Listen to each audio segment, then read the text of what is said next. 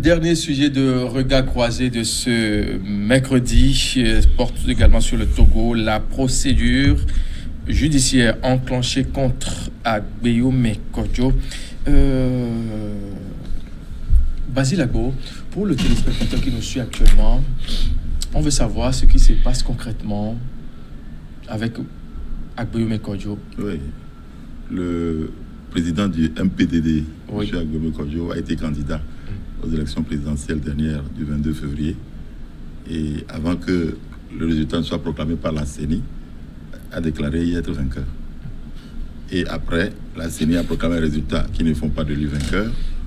M. Agbeyome Kodjo maintient le fait que c'est lui qui a gagné ces élections. Et après quelques jours, la Cour constitutionnelle a donné les résultats définitifs, reconnaissant, donnant donc la victoire à Fort Gnassingbé. M. Agbeyome Kodjo continue de dire que c'est lui qui a gagné et va jusqu'à nommer un premier ministre et se dit président de la République togolaise.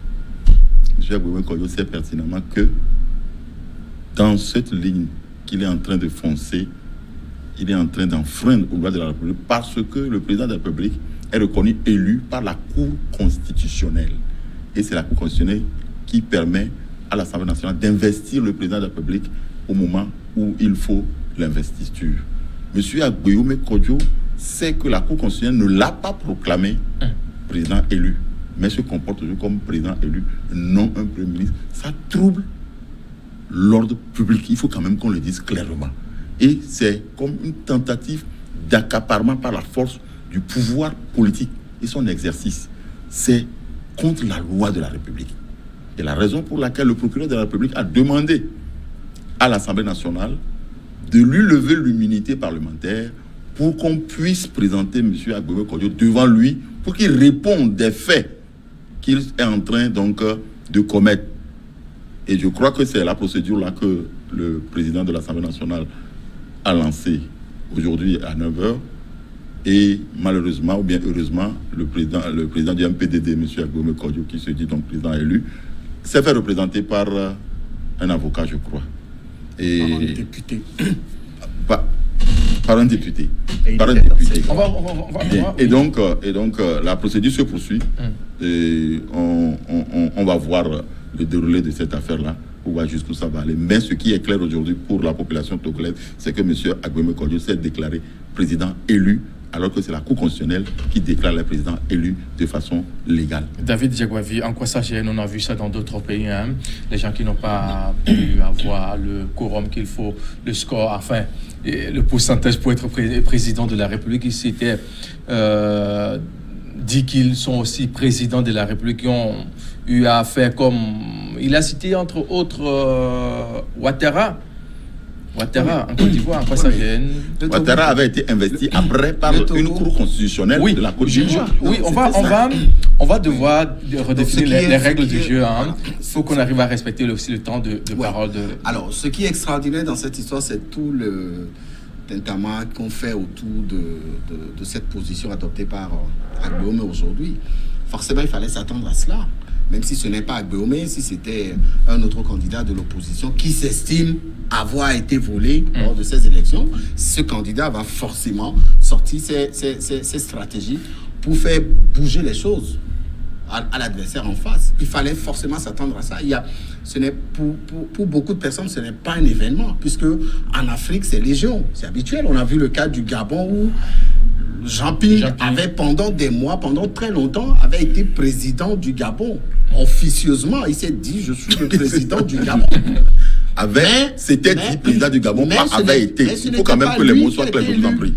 C'était pas Jean-Pierre qui était élu, mais pendant très longtemps, il a dit avoir exercé le pouvoir. Mais pourquoi s'autoproclamer? Oui, on s'autoproclame parce qu'on n'est pas d'accord avec les résultats qui sont... Mais quand on n'est pas d'accord, il faut attendre le verdict des urnes. Qui sont proposés par l'institution qui organise les élections. Le Togo n'est pas un cas typique.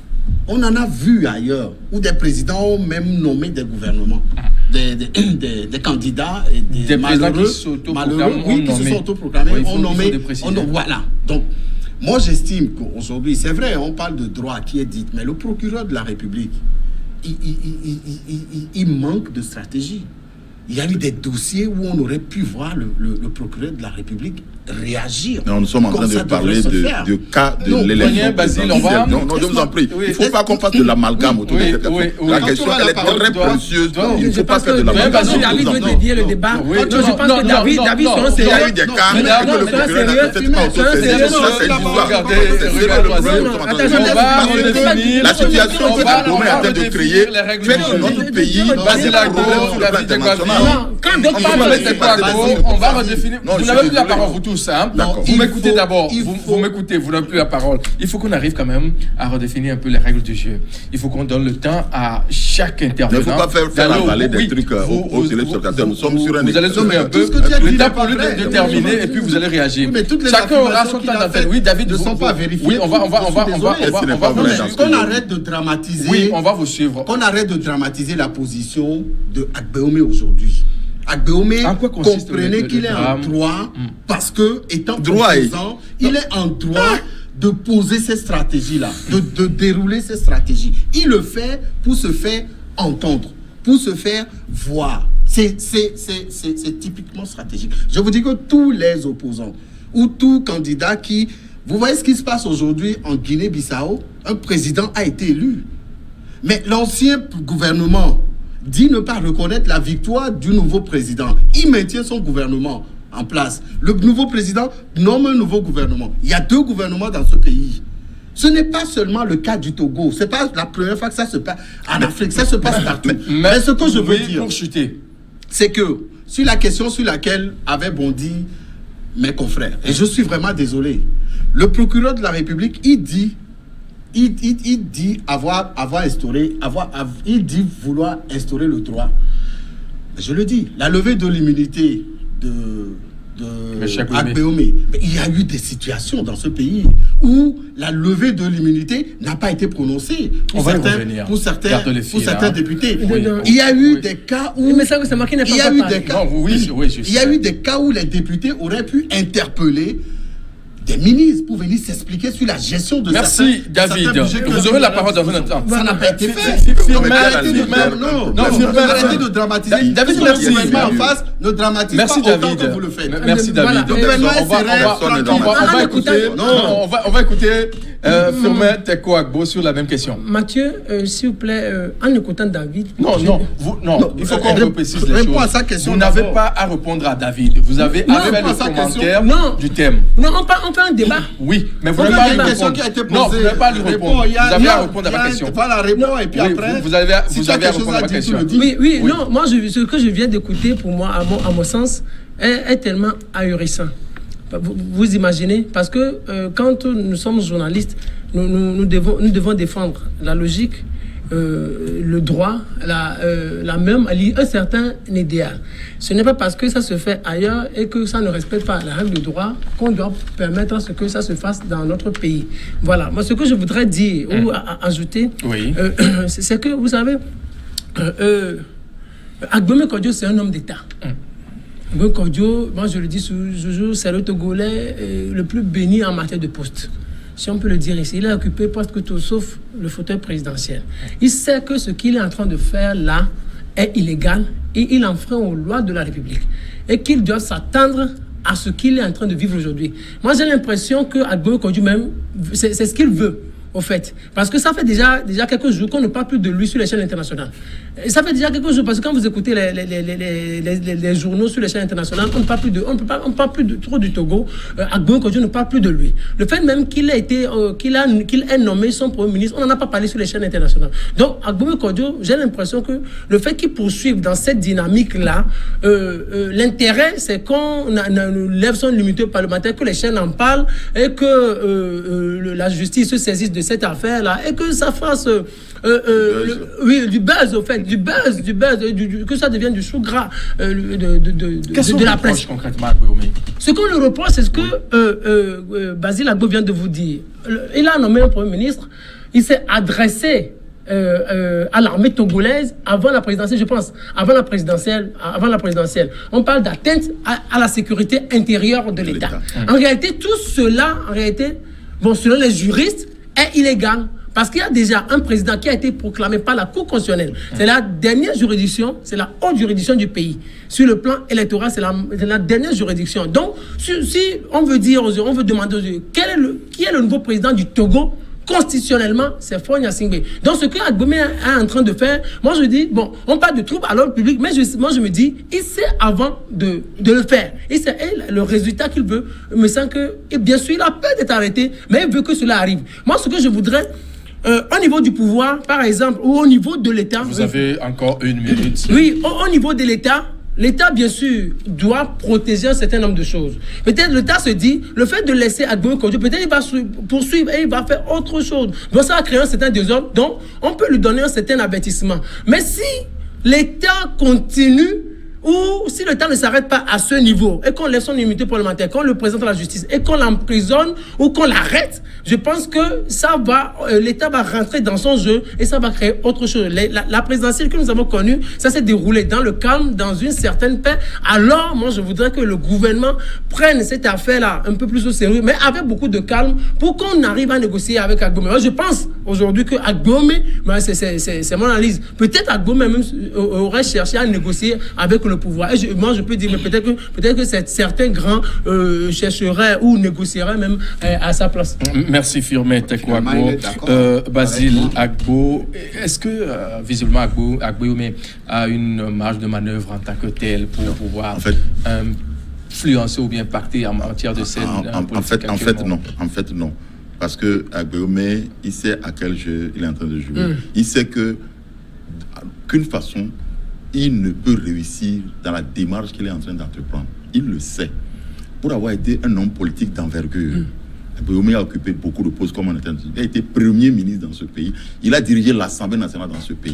Il sait que le chemin qu'il est en train de prendre est un chemin dangereux. C'est contre les lois de la République qu'il le fait. Et donc, il sait ce qui devait lui arriver. Il sait qu'un jour, la justice devrait pouvoir l'écouter pour qu'il parle clairement des intentions qu'il a.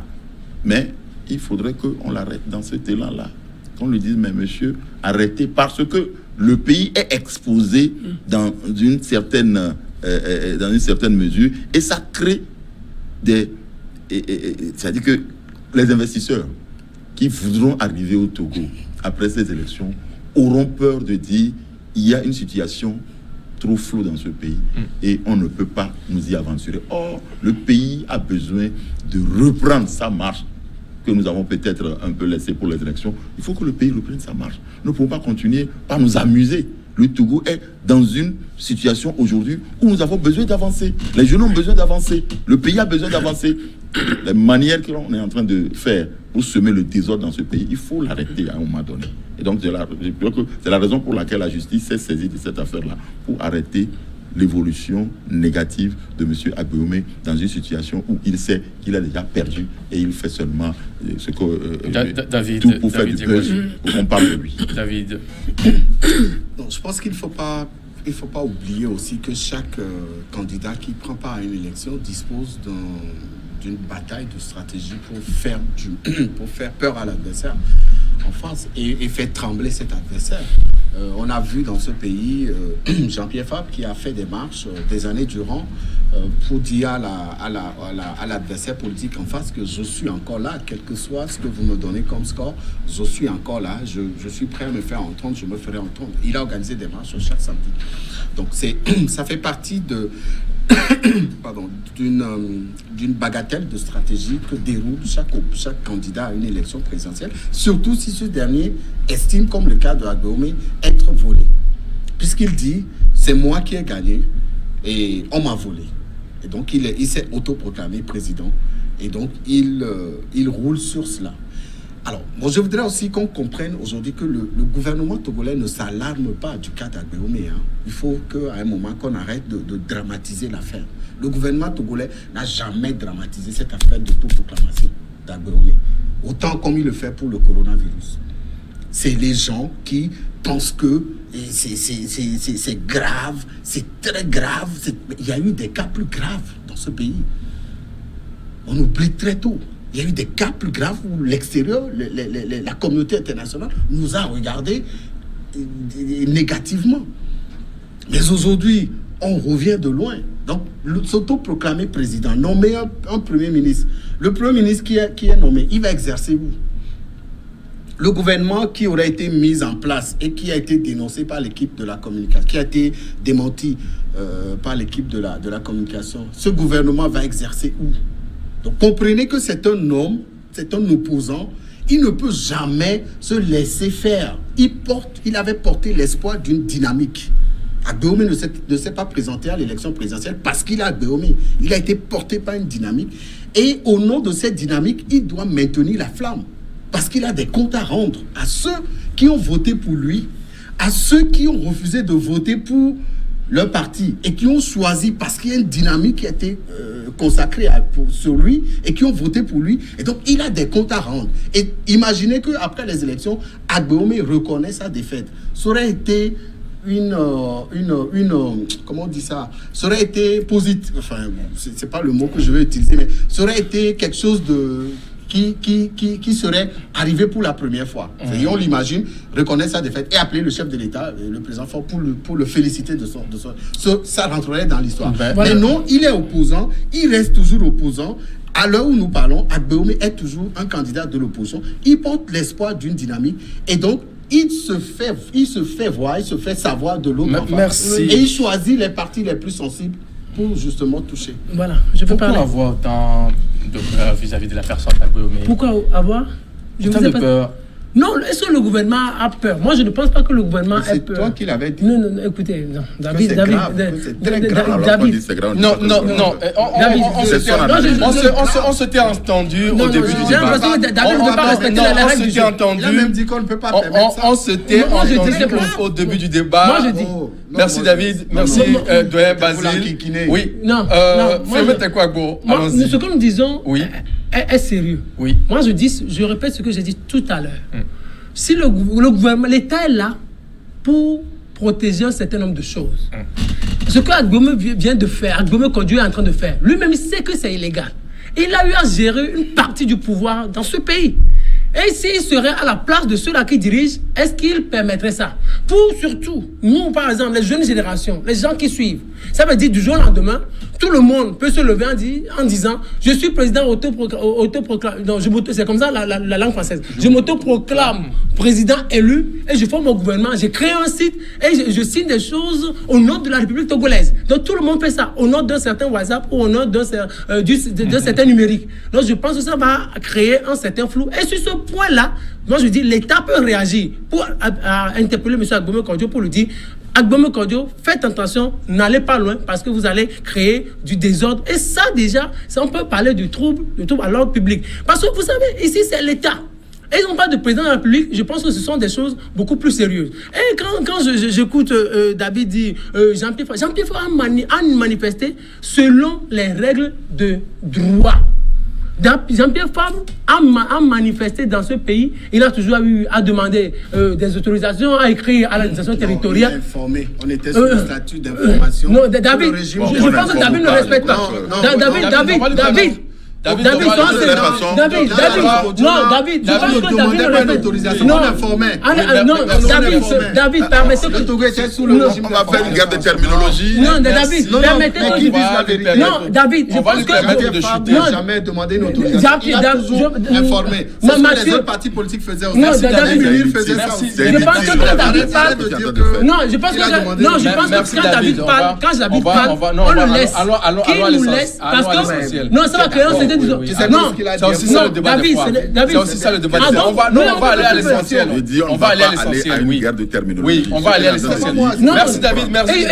Je disais, on va écouter je maintiens ce que je dis. Il écrivait des lettres de demande d'autorisation au ministère de l'administration territoriale. Donc Jean-Pierre Faure s'était inscrit dans le respect des règles de droit dans ce pays. Et c'est la différence d'avec Agbeome Kodjo. Non, c'est non parce qu'on dit la personne est opposante, donc qu'on puisse lui permettre de faire ce genre de choses. Quand nous venons sur ce plateau, c'est pour défendre un certain idéal, c'est pour défendre une certaine logique, parce qu'il y a beaucoup qui nous suivent de par le monde. Nous n'avons pas dit oui, parce qu'il y a une bagatelle de stratégie, et que nous, peut-être, on va dire ça se fait ailleurs, et donc on va applaudir des deux mains ce qui est illégal. Moi, je suis désolé pour ceux-là qui veulent prêcher l'illégalité devant un certain nombre de téléspectateurs qui nous suivent et que nous respectons. Monsieur Lagbo, est-ce que le moment est opportun pour assister à ce genre de scène? C'est malheureux ce qui se passe actuellement. Parce que on n'aurait pas voulu qu'on continue sur une lancée qui perturbe la tranquillité des populations togolaises pour s'occuper d'autres choses beaucoup plus favorables pour le développement du pays. Donc c'est pourquoi il n'est pas opportun qu'on continue dans cette lancée-là. Il est important également que M. Agbeoumé Kodjo se dise « Je suis togolais ». Il a dit « Je suis légaliste ». Il a également dit « Quand on est légaliste, c'est-à-dire on respecte les lois de la République. Ce n'est pas une loi de la République que la Cour constitutionnelle a déclaré M. Faure Eswazina Gnassingbé gagnant du scrutin du 22 février. M. Agbeoumé, légaliste, doit se dire « Ok, j'observe, Je prends acte de ce qui s'est passé pour laisser le pays évoluer. » Tout à l'heure, David disait qu'il y a eu quelqu'un qui a manifesté pendant 5 ans dans ce pays. Savez-vous ce que ça a fait payer au pays sur le plan économique? Le pays a vraiment régressé sur le plan économique pendant ces périodes où on faisait des marches régulièrement. C'est la raison pour laquelle le ministère de l'administration territoriale a aujourd'hui défini des niveaux où il faut le faire pour que notre pays puisse continuer par évoluer. Nous n'allons pas continuer par manger de la politique. Les gens dans les marchés là, ils n'attendent pas à manger de la politique. Ils sont là pour que leur commerce puisse fleurir, pour que le pays puisse avancer. C'est la raison pour laquelle quelqu'un qui a eu à diriger des grandes instances dans ce pays doit comprendre que, en continuant sur cette lancée, il fait mal au pays. Il ne fait pas mal au gouvernement, il ne fait pas mal à quelqu'un, mais il fait mal au pays sur le plan économique. Il faut qu'on évolue. Voilà pourquoi je dis ce qui se passe aujourd'hui, c'est malheureux. Il faudrait que monsieur l'ancien Premier ministre du général Eyadema comprenne que ce qu'il est en train de faire fait mal au pays. Ancien président de l'Assemblée, Ancien président de l'Assemblée ministre de nationale, l'Intérieur. ministre de l'Intérieur, directeur du port autonome de Lomé, je ne sais pas. Merci. On va passer la parole à David. Il a été président de l'Assemblée pendant une seule année. Ah ouais. Oh, qu'est-ce que il faut ça fait? faire 50 ans. Alors, Il faut faire 50 ans. Quand il a quitté l'Assemblée, il est devenu Les Premier gars, ministre. Qu'est-ce que ça entendons-nous veut sur dire? l'essentiel. Mais l'histoire retient qu'il a été président de l'Assemblée nationale. Oublie de notifier lorsqu'il parle de manifestations organisées par l'ANC qui aurait plombé l'économie de ce pays. L'économie de ce pays, elle est aussi plombée quand il y a une mauvaise gouvernance, quand il y a une mauvaise gestion des affaires publiques, il y a des détournements dans ce pays. Ça aussi, ça fait plomber l'économie. Ce n'est pas seulement les marches qui ont fait plomber l'économie de ce pays. Mais il y a de l'autre côté. Je vais finir. Ce n'est pas parce que... Mais ce n'est pas la question qu'on nous pose. Ce n'est pas la question qu'on nous pose. C'est la question qu'on nous pose. De C'est la question qu'on nous pose. deux. Quand on dit... Ça, c'est Firmin qui dit que l'État doit rétablir l'autorité. Mais arrêtez de mélanger tout, de mélanger l'État à tout. Aujourd'hui, ce n'est pas le gouvernement qui a notifié l'ordonnance à Agbeoumé, c'est la justice. Et la justice, c'est quoi? Non, Et la justice, c'est quoi? Non, La justice, ce n'est pas l'État. Non. La justice, c'est quoi l'État? Non, le Togo a 3 pouvoirs. Oui. On m'a appris ça. Firmin, tes voix, Exécutif. Là, tu ne le sais pas. Firmin, Le juge rend la décision au nom du peuple. Le juge rend la décision au nom du peuple togolais. Non, David, mais c'est le minimum. C'est le minimum, David. J'ai l'impression que vous ignorez beaucoup de choses. Est-ce que je peux parler? Non, tu vas en parler. Parce que tu racontes ce qui ne tient pas. Firmin, merci de garder le silence. On va écouter David d'abord. On va écouter David. David est toxique. Vous aurez votre temps. David raconte ce qui ne tient pas. Je vais faire au débat. Je vais C'est faire quand au même débat. On a encore extraordinaire 2-3 minutes. qu'un journaliste dise que la justice est sous Non, la c'est toi banque qui veux dire de ça. Non, C'est mais plutôt toi qui veux dire on ça. a 3 juges. C'est Non, le j'ai droit dit de l'État. Mais j'ai dit l'État. J'ai jamais dit ça. Tu parles de justice, tu parles d'État. Mais Ce n'est pas l'État, ce n'est pas le gouvernement qui a envoyé l'ordonnance. Mais la justice, obligé de rendre l'antenne. Merci d'être là, Basile Agbo. David, le juge rend la décision au nom du peuple togolais. Merci d'être passé sur mes Non, étoiles. Merci. au nom du peuple togolais. Toujours avec nous. Non, David, il y a beaucoup de choses que tu...